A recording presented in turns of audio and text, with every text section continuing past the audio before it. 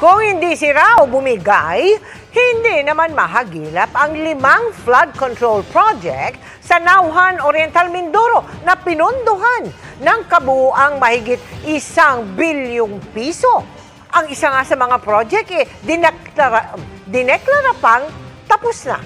Nakatutok si Maki Pulido. Sa privilege speech kahapon ni Senator Ping Lacson, binanggit niya ang nawawalang dike project sa Sitio Dike, Barangay Apitong, Nauhan, Oriental Mindoro. Ang halaga ng kontrata, 192.99 million pesos. Ayon sa dokumentong ito, mula sa DPWH website, completed na po ito. Ngunit, nang puntahan ng aking team, wala po silang nakitang proyekto. Pinuntahan ng GMA Integrated News ang Barangay Apitong at kinausap si Kapitan.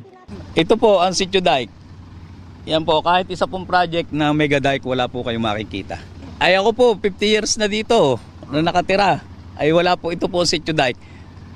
Wala po kayong makita for year yata po ng 2024. Na sana kung naisagawa po yan ay hindi na po naapektuhan itong barangay namin.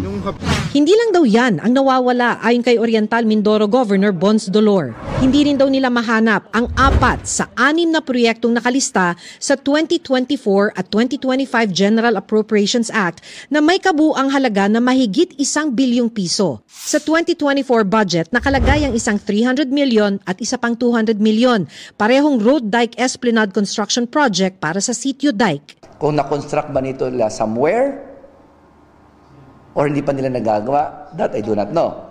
But definitely, wala.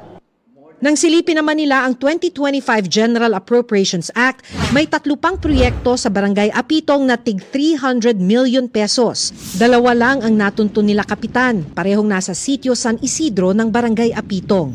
Ito ang isa, may mga nakabaon ng ilang sheet piles at nakatambak na ilang bakal. SunWest Inc. ang construction company ayon sa kapitan ng barangay. Nakalinya ang proyektong ito sa sirang dike sa mag-asawang Tubig River na SunWest din ang kontratista. Bakit niyo po alam na SunWest? Ay yun po nakikipag-coordinate sa akin. Bakit po sila nag-coordinate? Pinaalam po nila na may project po dito. Sinusubukan pa naming kunin ang pahayag ng SunWest Inc.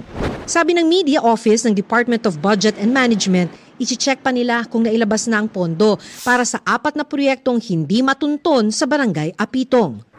Malaking bagay daw sana kung may flood control project dito.